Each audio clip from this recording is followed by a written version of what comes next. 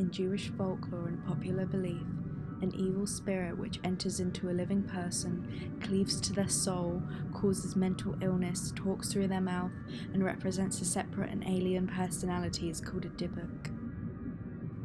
Stories about the DYBBUKim are common in the time of the Second Temple and the Talmudic periods. They are not as prominent in medieval literature. At first, the DYBBUK was considered to be a devil or a demon which entered the body of a sick person.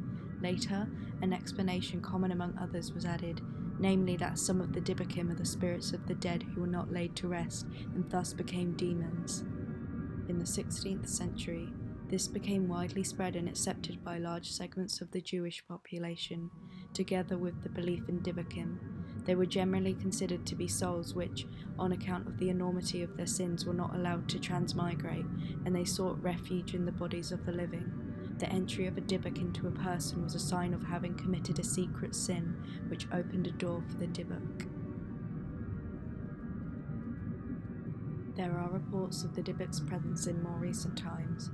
In 2012, when furniture finisher Kevin Mannis put a DYBBUK box up for sale on eBay. In his description, he wrote that he bought this box at an estate sale in 2001. It was from the granddaughter of a Holocaust survivor who first bought it in Spain after she had finally escaped Nazi-occupied Poland.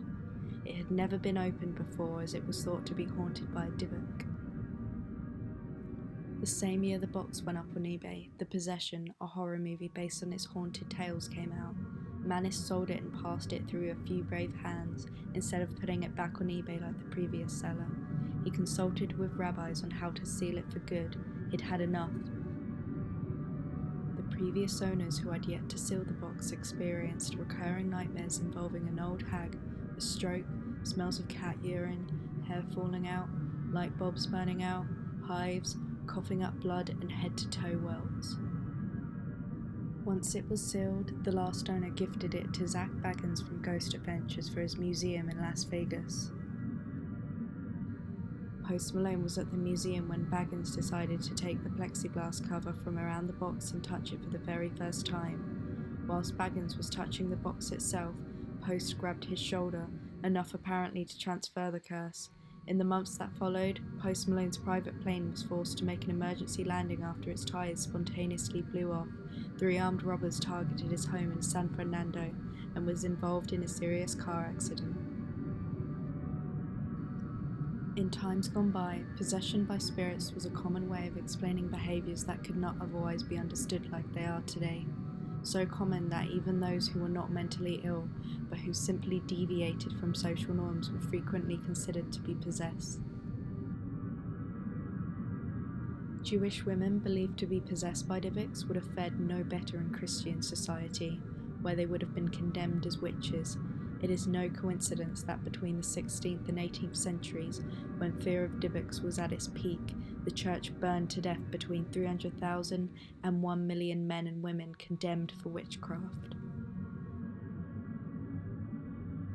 Performing an exorcism on a DYBBUK involved removing it from the body in which it had taken up residence and returning it to the world of the dead. The DYBBUK, of course, did not want to go. A dramatic, terrifying ritual was required to force the reluctant spirit out of the body. The ceremony was conducted in a synagogue, in the presence of 10 men who had purified themselves through fasting and ritual immersion. The exorcist would address the DYBBUK directly, listing the offences that the soul had committed during its human life, which might include apostasy, tale-bearing, suicide, murder, or ritually deviant conduct. The exorcist would both persuade and threaten the DYBBUK. It was crucial that the exorcist remain strong-hearted, displaying no fear. The spirit was to leave the body only between the big toe and its nail. Any other exit route might cause permanent damage to the possessed person. The spirit was to be warned, with threats and imprecations, against entering anybody else. There is no place for the world of the dead in the abode of the living.